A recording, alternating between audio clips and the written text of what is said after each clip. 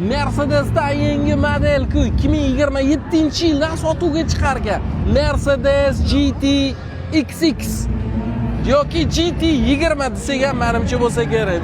Voy dod, dizaynini voy ajoyib qilib qo'ydi. Bu yerda ahamiyat beradiganingiz kirlar bilan turibdi. Aynan mana shu mashina 8 kun davomida 40,000 kilometr to'xtamasdan yurib kelib, keyin o'sha kirlari, o'sha pashshani bo'qlari, chivinlarning o'sha qonlari bilan shundoq qo'yib qo'yilgan.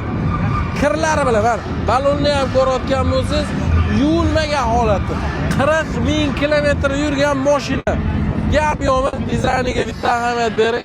Yoqqan bo'lsa like. Voy, salonni qarang. Salonini qarang. Yorib.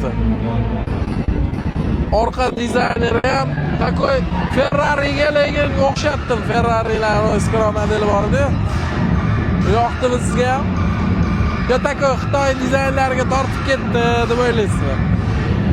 Mercedeschilar tashab qo'yinchi qani nima deyisharkan? Mercedes GT XX bosib rasmi chiqishi bilan narxi qiziq, narxi $150,000 atrofida bo'lar ekan. 148 atrofida.